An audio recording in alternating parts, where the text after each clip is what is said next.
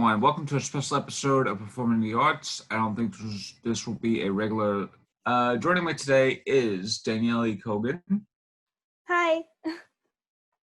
She is the artistic director of the Pressure Players. And also joining me today is Jim, if you could. Jim Walsh. He is also part of the Pressure Players. Yes, he is. He is our business manager. We're very happy to have him. We love Jim. I love you, Danny. So how are you, Bryan? I'm doing good.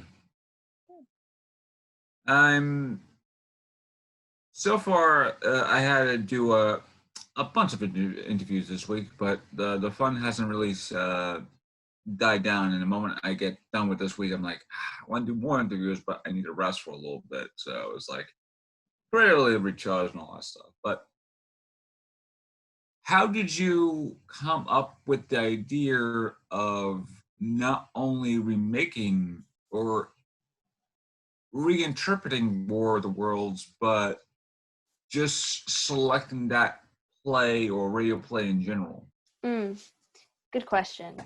Well, there is a man on Staten Island whose name is Thomas Riley. And we were cast together. I was also cast alongside Jim and Greg in a local production of All My Sons by Arthur Miller. Arthur Miller. Yeah, I didn't want to.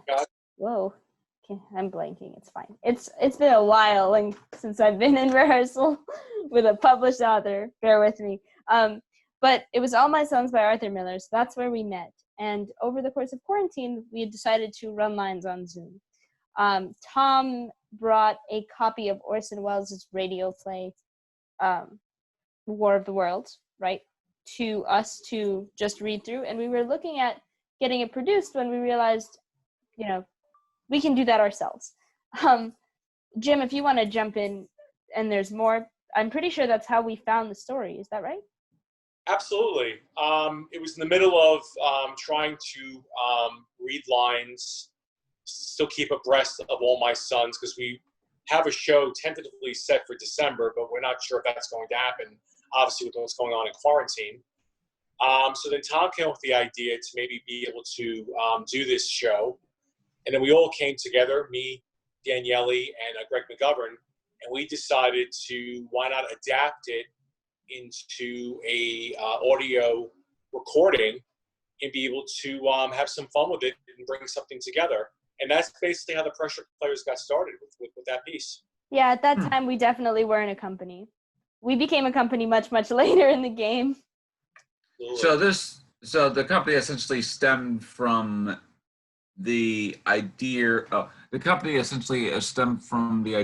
of doing something like this, but it became much more than just say, hey, let's just do one thing. And then over the course of, say, pre-production of War of the Worlds, it's essentially became, hey, why don't we just form our own little company since we're kind of like gelling all together? Kind of. It was more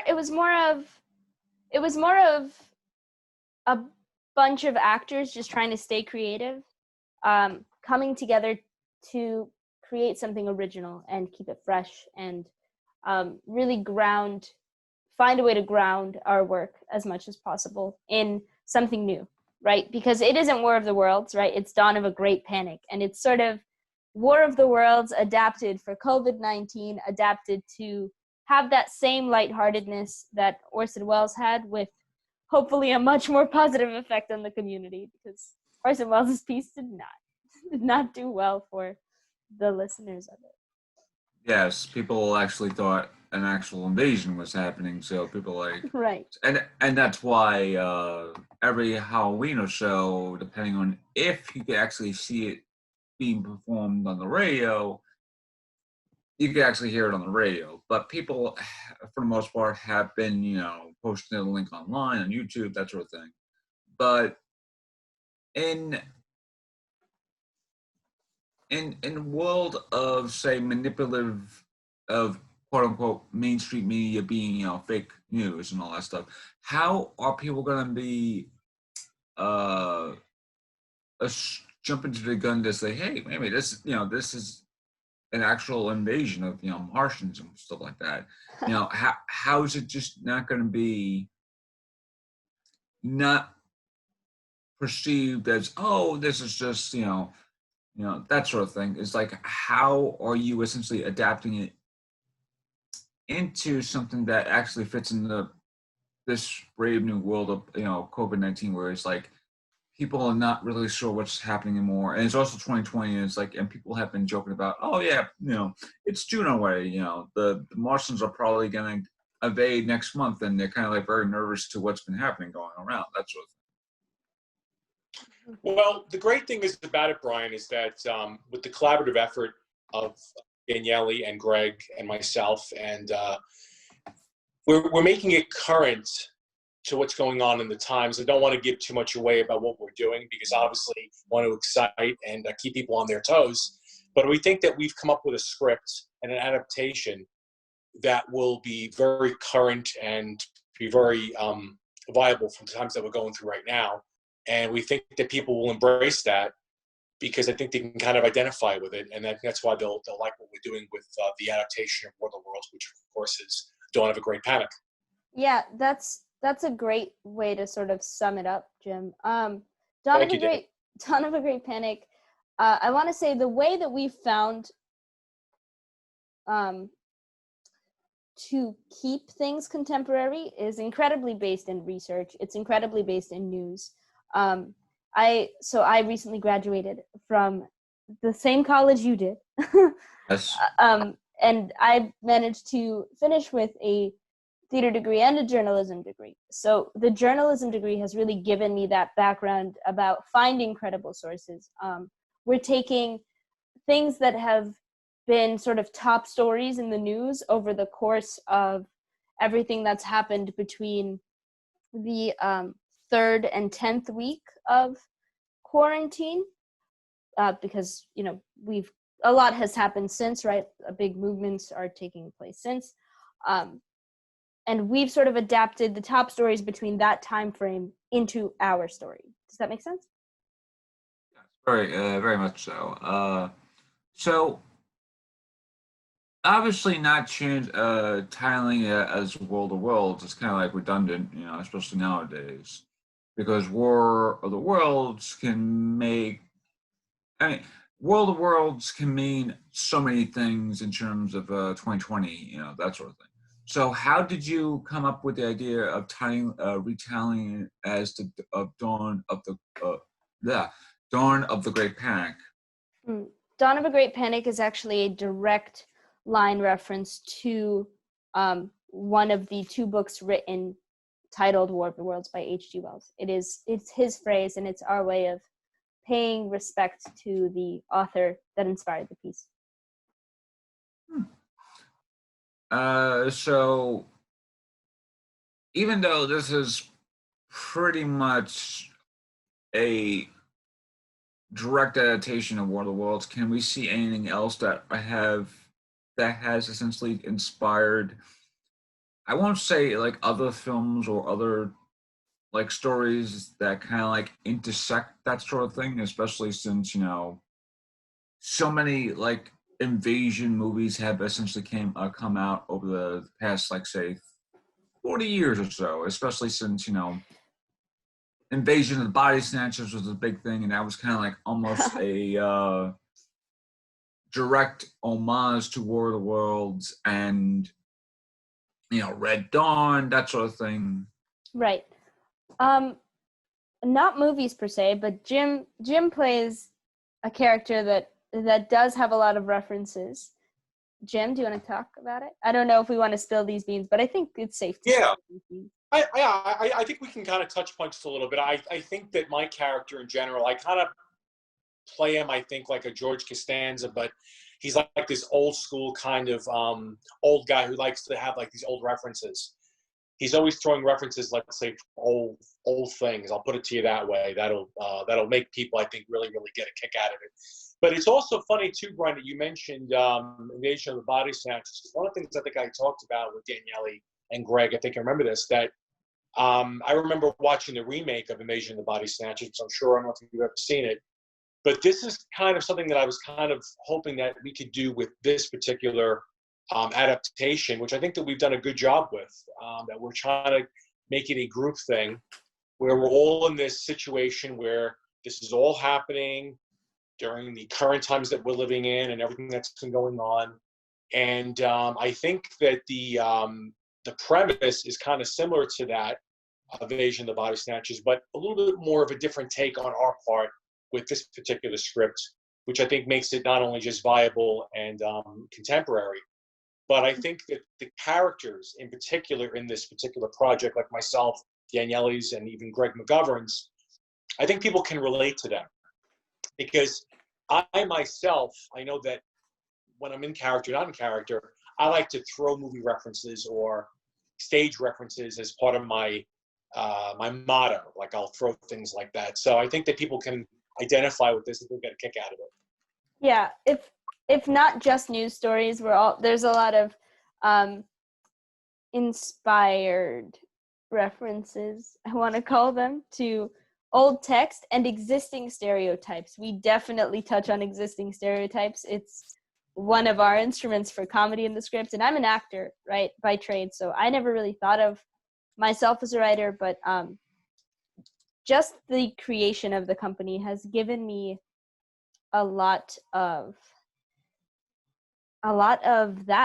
sources to pull from to do things of all kinds. Yeah, and go ahead, Jim. No, I said the writing is very witty. I think people will catch that. It's very witty, and I think people can identify with that. And just to piggyback with Danielle, what you just said. Well said. So speaking of writing and what you just said, Danielle, there comes a time, especially nowadays, where writing, especially on shows and films, have become almost self-referential, especially since the 1990s or so, like the mid-90s, when Kevin Williams decided to do Scream, and that becomes like a self-referential thing about the slasher genre. So over the past, like, say, close to 25 years or so, or over 25 years, works have becoming a lot more self-referential, that sort of thing. So I do like the idea of you not only homaging these sort of films, but also poking fun of the idea of saying, you know, this could be an Invasion of the Body Snatchers thing, that sort of thing, or, you know, that sort of thing. In terms of just, give me a second. Mm-hmm. Take your time, it's totally fine. Okay. You'll edit it in post, we trust you. Thank you. Yeah, trust me, you'd be surprised. You're facing the camp, Brian. You're doing great. Thank you.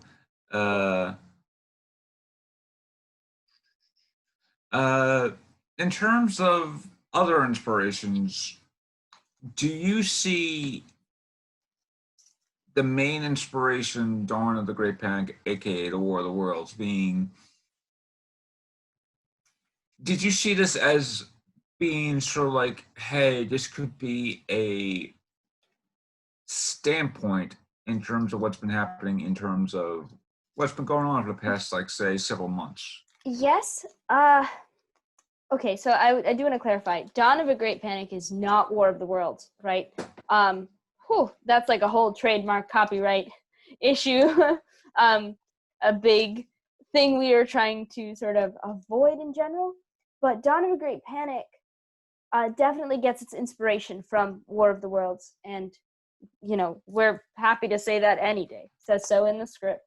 Do I think that... I just want to make sure I understand your question. Do I think that all the other things that inspired the script help relate it to today? Yes. Yes, I do. I think all of the references of what happened between weeks, 3 and 10 of quarantine, because that's when we were writing the script, right?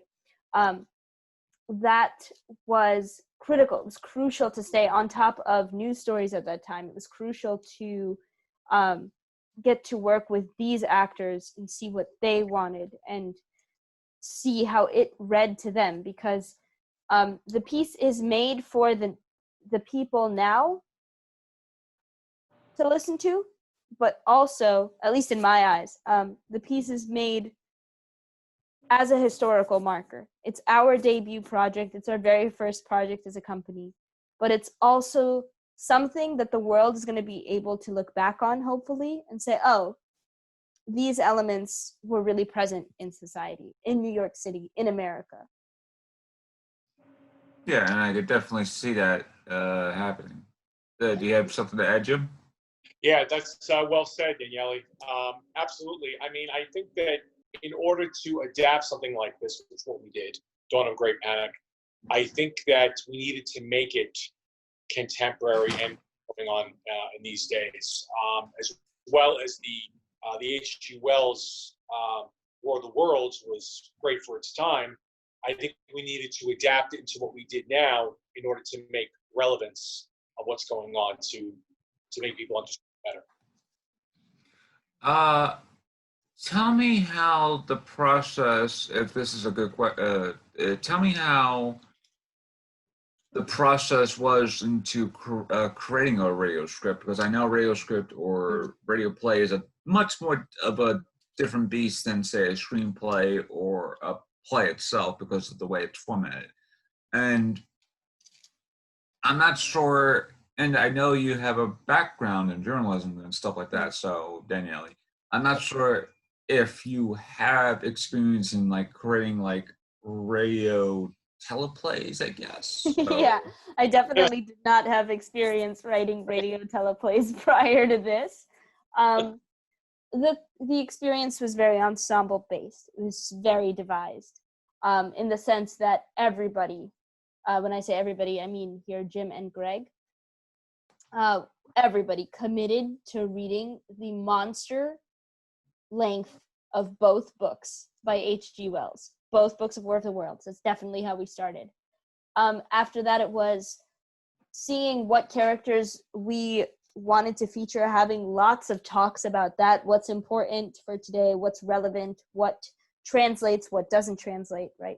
A lot of it was translating scenes verbatim from the script as just starter scenes, starter templates to use, capturing those emotions, seeing what we were attracted to, plotting character shifts, and then only at the end of, I think, our first month of talking, we had like a working draft that we then revamped completely. I firmly believe all good writing happens in the rewrites. Jim helped. Jim generated some really critical scenes that contributed to our script passing the Bechdel test and all kinds of things like that. Thank you, Danny. Even though, go ahead. No, I'll get Bryan. I was just what you said. Well put. Well done, Daniel. Okay. And you mentioned devising, and we both had devising. Danielle and I had devising over the course of this past spring, and even though it was more interesting endeavor, especially because it was now online. In terms of the three of you, who actually, I won't say, this is not like one of those prideful moments, but who in the process kind of like gave the most input, but like the most creative, like. I'm not even to be safe. I do not think there is an answer to that question. Like, because everybody that has founded this company is so passionate. Like, I think one of my biggest concerns, right, coming out of college was, wow, where am I going to find people so passionate, people that are so willing and so welcome to work and so unafraid to talk about any topic, right, that has to do with our industry. And like, the reason I can't answer that is not because like nobody was involved, but because like everybody was so constantly involved. Like I would wake up in the morning to messages with notes on the scenes, and I would give scene notes, and then we would read it and test it. And like, I feel like I was in a lab, you know? Jim, you probably, I don't know, I don't know if you can second this. I hope you can second this. We can. To piggyback on what Danielle said, it was a collaborative effort. I mean, I was very grateful to be able to be introduced to Danielle and Bryan, because I am now in a position in my life where I wanted to be with people who not only wanted to be able to create and have passion, but also be able to have the mindset to want to be together and collaborate on something. I think this was something that I've always wanted to do. And the great thing about it was it happened so accidentally and so spontaneously that before we knew it, we formed this company, and me, Greg, and Danielle just completely we all put our input into it, and we just kept creating, and we all had the same vision: get the company started, write this adaptation, and really just continue to create and see what we can do with this. We're all very excited about it. Yeah, what some people might be really interested to know, really well put, Jim. Thank you. What some people might be interested to know is that all of us, up until this point in our lives, have only met one time. Yes. Me, Right. Greg, and Jim have only met once. I have constantly surprised people with the fact that we decided to go into business together. But I think when it works, it works. Honestly, in terms of my experience, theater is born out of great minds, especially if those minds are so unconventional. So even if it's an unconventional meaning, like, hey, we just met each other like maybe once or twice, but we have our contact numbers, all that stuff, and we have our social medias, that sort of thing, and we keep on, in contact, that sort of thing. The irony, Bryan, in all this, just to quickly say this never would have happened if it wasn't for COVID-19. As horrible and as tragic as this has been in our communities and throughout the nation and throughout the world, if COVID-19 didn't happen, we don't know if we would have started this, right, Danielle? Oh, absolutely. 100%. Because we were in rehearsals for a show, doing a workshop every week, and I think it's true. I think I met Danielle once. And plus we've been on this lockdown, and we were doing what we were doing via Zoom. This is how this all got started. Yeah, he's not wrong. I mean, COVID-19 has been emotionally taxing for everyone, we think. It's been, I think, a big tragedy for people across the world. To be able to find light in that has been difficult, but much easier since the making and creation of the company. In the future, we hope to officially become a company. Yes. Like on paper. And then I can't wait to actually be there for like first day. Well, not first day. Like first opening night or first preview, wherever you want to do it. So I'm not sure if you want to do like the whole Broadway form. That's actually a good question. Like once post COVID-19, everything starts like reopening, that sort of thing. Would you actually follow the Broadway format of having previews first and then having like an official opening night, or would it just be like, hey, everything is sort of like everything since rehearsal and tech is sort of like locked down. Right. Everything has been essentially been to a point where it's like, hey, we have everything set. We don't need any previews, but from a theater fan perspective, will you have like say because I know some of the shows that I've seen, like off Broadway, that sort of thing, they do have a couple of night previews where it's like a couple of preview nights, and then they do official like opening night thing. I think, and Jim, correct me if I'm wrong here, but I really think we're going to have to play it by project. We are so far from having our own space, or maybe not so far. We'll see. But yeah, I think we definitely want to recreate the live theater experience. We're going to explore what that looks like after quarantine, especially with everyone having to be like 6 feet apart all the time.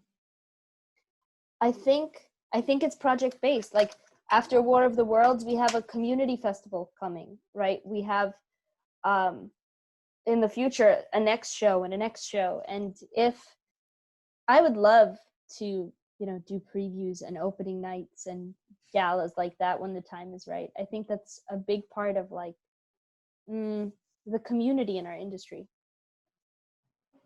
Absolutely. I think that the goal of the Pressure Players, I think, is to hopefully one day, God willing, have our own space, theater space, where we can not only create our own work, but hopefully also bring in other work from other fellow thespians and writers. And also at the same time, I think hopefully we can also even do film. I think me and Danielle have talked about that. She can correct me if I'm wrong, even with Greg, that maybe we're also hoping to not only do theater, but also hopefully do some film projects as well. Yeah, it's a very creative production company style approach where it's just like, what can we do? What do we want to do? How can we do it best? How can we be as inclusive to as many things as possible? Tell me about that creative style approach, because I know you mentioned devising and you mentioned this was a creative group effort. Is it basically in terms of in terms of like this pre-production phase where you kind of like you took the basics of the basic of Lord of the Worlds and then essentially took it all away and then create into your own little play. Tried. In terms of the creative process, how much of it is stem from not only devising, but also just from a collaborative effort? Or is it just essentially 100% a collaborative effort and there's no ifs, ands, and buts about it? I'm really glad I had devising class with Laura Tespin and Jovi Tong. They changed the way I look at theater with that class, in that course particularly.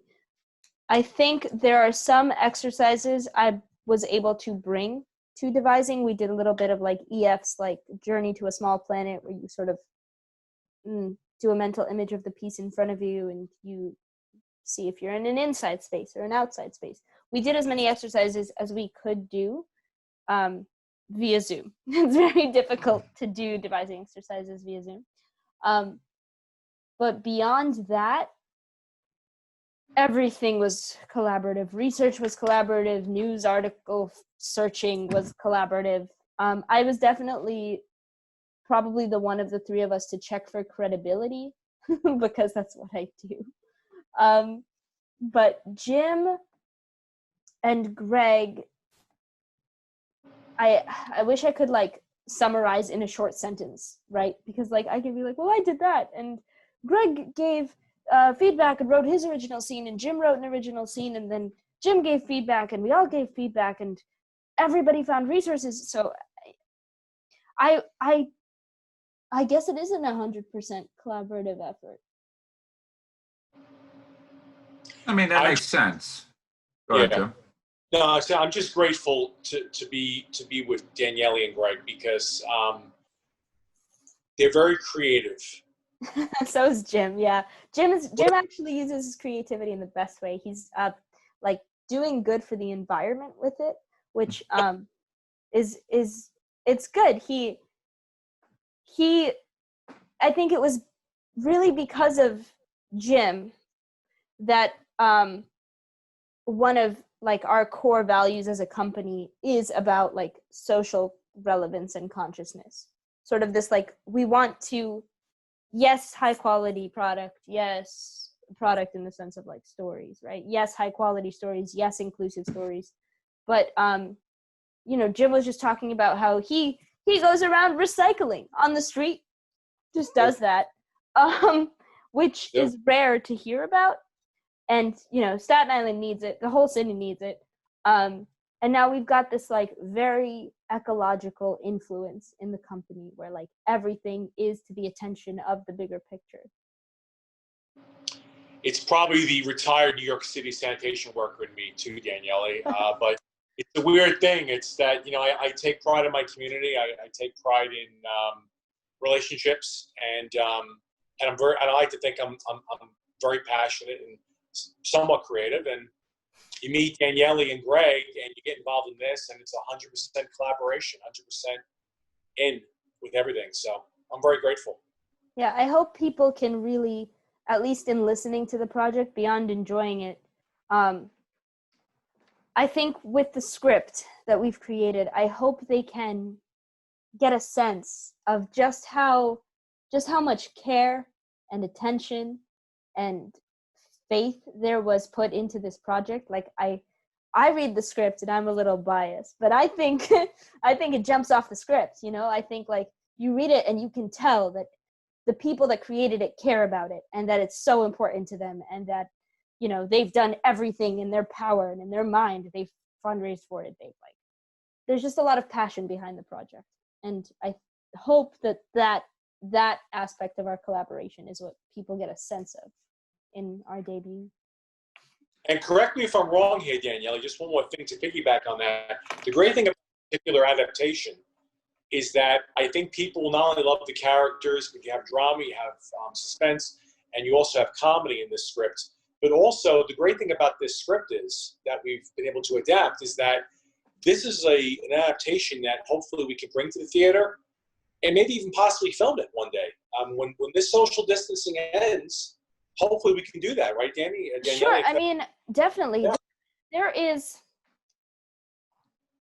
in creating original stories, I think, which is what we did, right? It's definitely, I would say I've never seen a piece like this before.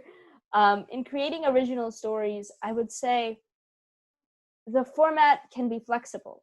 I think it's about, for us, it'll definitely be about what the story wants to be, right? We could have written Dawn of a Great Panic as a play first, but quarantine aside, it just didn't feel right. It didn't feel like that's what the piece was at the time. So if the piece ever starts to feel like something else, sure, yeah, we'll turn it into something else. But we're definitely trying to identify, like, not just where we want our projects to be, but where the projects themselves want to be. Now, and correct me if I'm wrong, but you mentioned Staten Island. How would Staten Island be a focal point in terms of the setting, and also and this is an odd question because I've never actually seen a theater in Staten Island, because it's like hard to actually see if there is theater in Staten Island. Because like I only know that like there's like one theater in Staten Island, and that's like you just gotta take the bus over there, and then you're practically right over there. Or maybe, I don't know. It depends on where it is. But yeah, it's a local theater community. We won't lie. There's definitely more than one company on the island, and you know, as an actor who has actually spent like so much time doing theater away from the island, I can't wait to meet them. I can't wait to work with them. I can't wait to see how we can collaborate.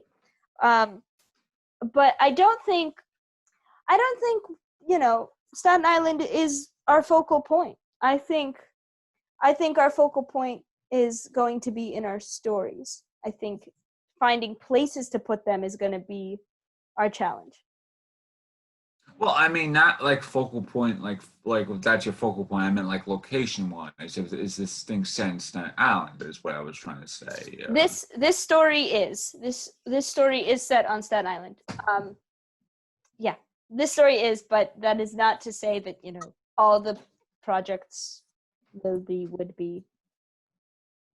I think it depends on what we do, Brian. I think a lot of it depends on what we're doing in the future, not only just with this particular project Danielle said is basically based in Staten Island, but I think in the future moving forward, depending upon what we decide to tackle, I think that Staten Island could definitely be a backdrop to our stories, but I think we also want to also pursue other opportunities in the city, particularly Manhattan, or your tri-state area. Yeah. Yeah, I think we're really well put, Jim.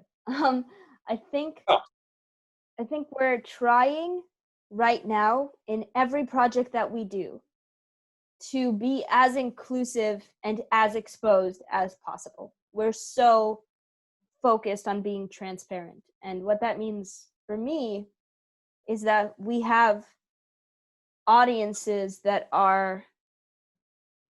consist of all kinds of people. We have diverse audiences, we have diverse casts, we have diverse projects, right? I think there's a lot of discussion to be had in the industry about that. I think we're really interested in that discussion. I think we are particularly interested in, like, as a company, right? And not just as an actor, but like as a company, I think we are so prepared to start getting involved, you know, in communities that otherwise wouldn't see us, right? There's people in Manhattan who don't even know we exist. Yeah. And the weird thing, or rather well, the harsh truth in the matter is that in New York City, there are thousands, probably even more, theater companies in New York City, and most of these theater companies do not stand after, say, I don't know, one or two performances or even something like that. But I know for a fact that Danielle, you have the drive to actually keep on going for the next, like, say, more than the next couple of years. It's very hard to quit working with such incredible people. Like, it's, you know, like, we all had our moment with this script where we were like, we're done with this script. We can't read it anymore. We've read it too much. We've read these books too much. This adaptation isn't working. Let's scrap it and forget it. But, you know, you can't, because a piece of your heart's in it. And you know that a piece of, you know, everyone else is in it. It would be a lot harder for me, I think, to run any kind of company, right? Which is even saying something, because I don't even feel like I run it. Like, I just feel like I hold the title of artistic director because that most encompasses what my general contribution is, you know? Like, I don't feel like, you know, president of the company. Like, it's strange. It's harder to quit when the people around you are passionate, and when they're as passionate as Jim and Greg, it's impossible. Don't let her fool you, Bryan. Danielle is a major cog in this company. She has done so much in getting this company going here. Don't let her fool you with her humbleness. Thanks, Jim. You're very welcome. She's dedicated. She's passionate. She's very hardworking, and she's very talented. I can tell you that. The one thing is that the irony, I was going to say, with a theater company now, and unfortunately, regrettably, a lot of them may not even make it after this quarantine is over. So while you're under this quarantine, and I guess that's what we all figured, me, Danielle, and Greg, that we're under this quarantine. Let's be creative. I mean, not only just to form the company, but we don't know what we're writing here. We might write something. What we just wrote could be something that could be fantastic, which we know it's fantastic, but we don't know how people are going to perceive it. We think it's going to go over really well. So why not be creative and have these instincts of creativity and passion? Because we're under this lockdown, let's be creative and have some fun, but also be passionate and be collaborative. Yeah, for sure. I think we chose the worst time in the world to start a theater company, but I think we couldn't have chosen a worse time objectively if we tried. But that being said, I think there is a future for theater. I don't think theater is going anywhere. I'm one of those artists that believes the theater is a core of what a lot of us do. And even though there are shows that are essentially stopping production right now, or even going as far as, you know, closing just as they start previews, or just closing in general, I do believe that once this quarantine is over and this lockdown has been lifted in terms of not only New York City, but also the entertainment industry in general, there's got to be a lot more stronger focus on putting out greater entertainment, especially for the past, say, several months, current events notwithstanding. There's probably going to be a more greater need to push for greater storytelling, and I know this will probably be one of the great storytelling moments of something that was born out of quarantine. Yeah. Speaking of quarantine and how all this stuff was practically on Zoom, what is the process of essentially Getting it done? Yeah, getting it done over Zoom, or was it something over Skype, or maybe even Google Hangouts? We have, okay, so I won't give away too much. We have one scene that does exclusively sort of happen. It's set as a video chat. But because it's a sound recording, we are currently booking dates for an actual studio where we can stay safe and maintain social distancing. We will be meeting in person prior to that because the city's reopening. So I'm sure everyone will come in masks and their protective gear, but we're going to rehearse that show. We're going to rehearse it together in person, and then we're going to take it to a studio, which we have successfully fundraised for. That's basically the gist of the logic of the project. Nice. And now, in terms of future projects, I know you mentioned you have a community collaborative thing. Could you elaborate more on that? Sure. So one of our collaborative projects far down the line is a documentary about the sanitation department inspired by Jim. But that's far down the line. More currently, yeah. We are starting this festival called Scene on Staten Island. And basically, anyone in the world who's ever written a cohesive sentence, so long as they follow the Pressure Players at the Pressure Players on Facebook and Instagram, can submit any amount of sentences into this Google form that we have. What we will do is collect it and reorder it to be in as much as possible a working script that we will perform at a later date, along with potentially some other community actors. But that's that festival. Right now it's about collecting those sentences, and that happens now till July 15th, and all the information about that in general is on thepressureplayers.com, but it's also on our social platforms. In terms of other collaborative things, especially going forward,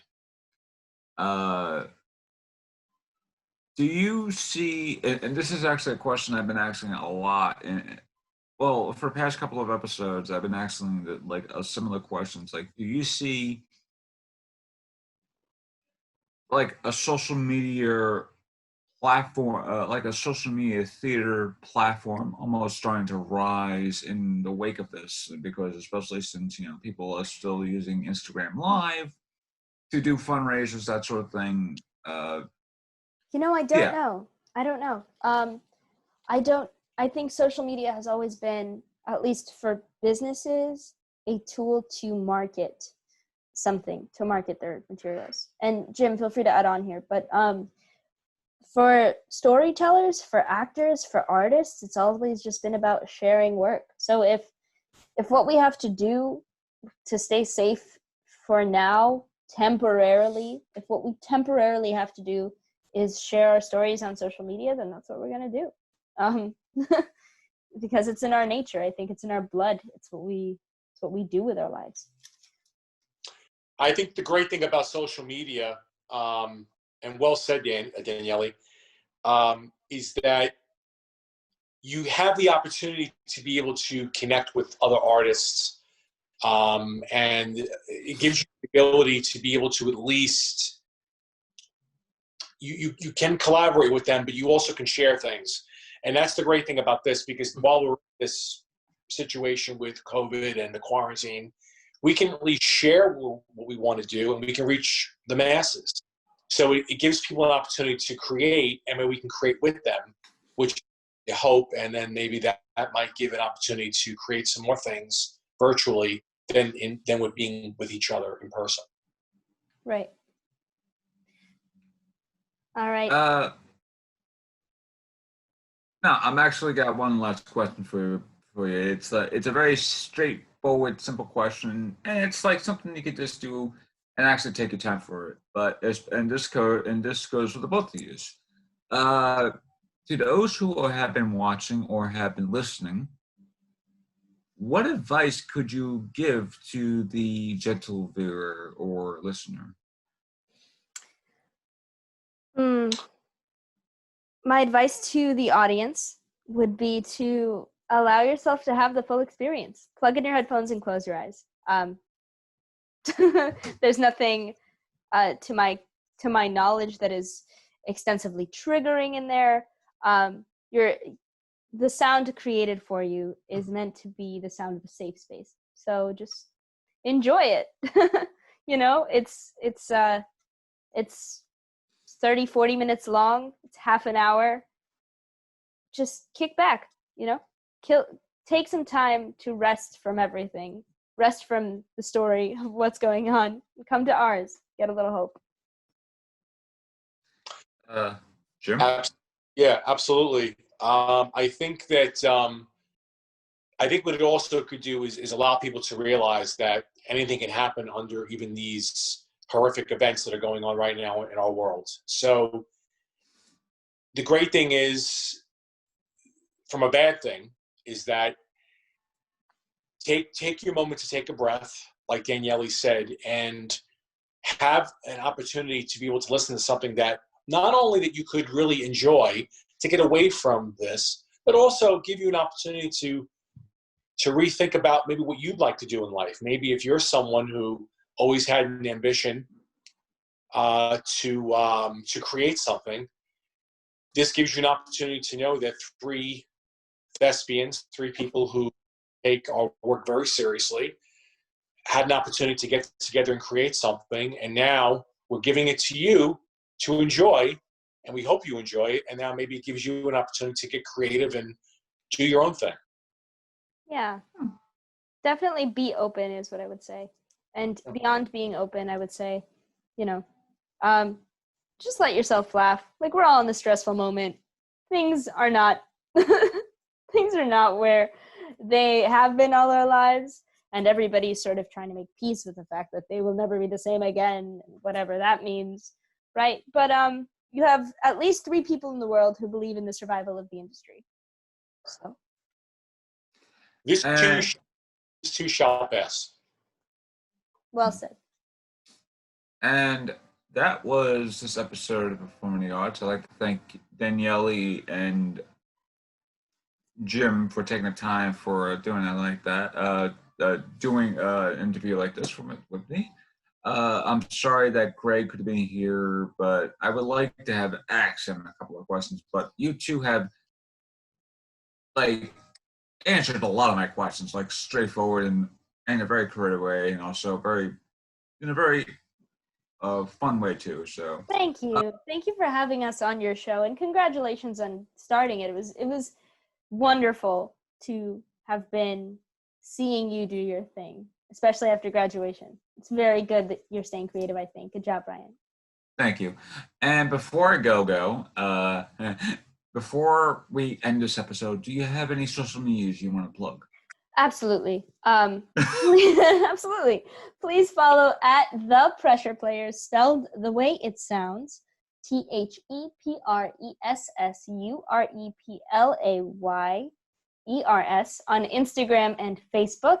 You could also find all the information about our upcoming festivals, our upcoming projects, our existing submissions on thepressureplayers.com.